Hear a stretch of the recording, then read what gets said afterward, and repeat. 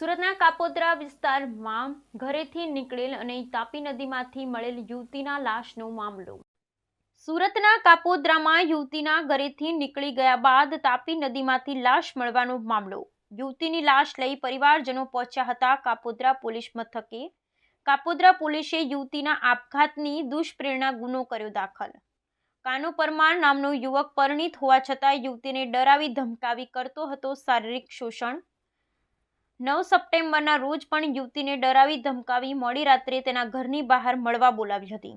કાના પરમાર સિવાય તેનો મિત્ર રોહિત ધુમાડિયા દ્વારા પણ યુવતીનું શારીરિક શોષણ કરવામાં આવ્યું હતું. કાના પરમારથી કંટાળેલી યુવતીએ તાપી નદીમાં મોતની છલાંગ મારી કર્યો હતો આપઘાત. ગઈ તારીખ 9/10/2024ના કલાક 8:31 વાગે પોલીસ કંટ્રોલ રૂમ સુરત શહેર તરફથી કાપોદ્રા પોલીસ સ્ટેશનને એક વાયરલેસ મેસેજથી વર્ધી મળેલ કે પીપી સવાણી હોસ્પિટલની પાછળ શીત કુટુંબ મંદિર પાસે એક મહિલાની લાશ મળી આવેલ છે. જેથી પોલીસની ટીમ ત્યાં પહોંચી જઈ પ્રાથમિક તપાસ શરૂ કરી મહિલાની ઓળખ કરવામાં આવેલ, જે અનુસંધાને કાપોદ્રા પોલીસ સ્ટેશન ખાતે અકસ્માત મોતનો રજીસ્ટર કરવામાં આવેલ.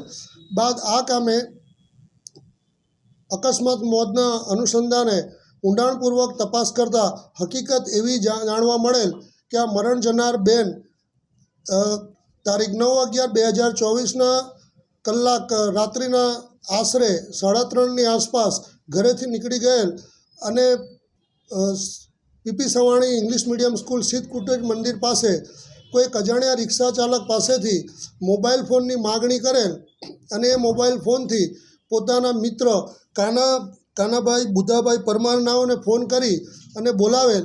આ કાનાભાઈ બુધાભાઈ પરમાર તેના અન્ય એક મિત્ર રોહિત જગદીશ ધુમાડિયા નાઓ સાથે ઇંગ્લિશ મીડિયમ સ્કૂલ પાસે આવી આ બેનને પોતાની સાથે લઈ જઈ અને ઉત્તરાયણ પોલીસ સ્ટેશન હદના મોટા વરાછા ખાતે આવેલ પનવેલ હોટલમાં લઈ ગયેલ અને ત્યાં આશરે 45 મિનિટથી લઈ 60 મિનિટ સુધી રોકાયેલ અને ત્યારબાદ આ મરણ જનાર બેનને પાછા એ ઇંગ્લિશ મીડિયમ સ્કૂલ પાસે મૂકી ગયેલ અને કોઈક કારણોસર બહેનને લાગી આવતા તેઓએ તાપી નદીમાં ઝંપલાવી પોતાનું મૃત્યુ નિપજાવેલ.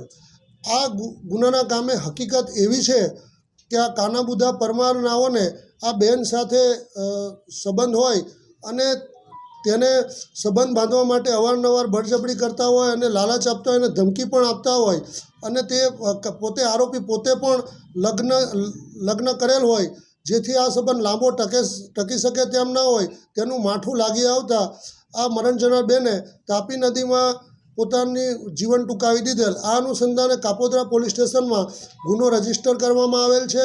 આ ગુનાની તપાસ second point Shri M.R. Solanki સાહેબનાઓ કરી રહેલ છે અને ગુનો રજીસ્ટર થયાના ગણતરીના કલાકોમાં જ મુખ્ય આરોપી કાનો બુધા પરમાર તથા રોહિત જગદીશભાઈ ધુમાડિયા નાઓની અટકાયત કરવામાં આવેલ છે અને હાલ આરોપીઓ પોલીસ કસ્ટડીમાં છે. સાહેબ, જે આરોપી હતો તે અન્ય મિત્ર સાથે પણ તેને સંબંધ બાંધવા માટે મજબૂર કરતો હતો, એ કોઈ વાત છે? આ આરોપી એના અન્ય મિત્ર સાથે સંબંધવા માટે મજબૂર કરતો હતો એવી કોઈ તપાસ દરમિયાન હકીકત જાણવા મળેલ નથી, પરંતુ આરોપીને મરણ જનાર બેન સાથે સંબંધો હતા અને તેઓ અવારનવાર હોટલમાં જતા હતા અને તે રજીસ્ટર પરથી પણ ખાતરી થયેલ છે. આરોપી પોતે આ હોટલની અંદર હાઉસકીપિંગ અને સફાઈ કામદાર તરીકેનું કામ કરતો હતો. આરોપી રોહિત જે છે એ કાનો બુધા પરમાર જે છે એના મિત્ર થાય છે અને જ્યારે આ લોકો હોટલમાં ગયા ત્યારે કાનો બુધા પરમાર અને મરણ જનાર બેન હોટલના રૂમમાં ગયા હતા અને રોહિત બહાર બેઠો હતો.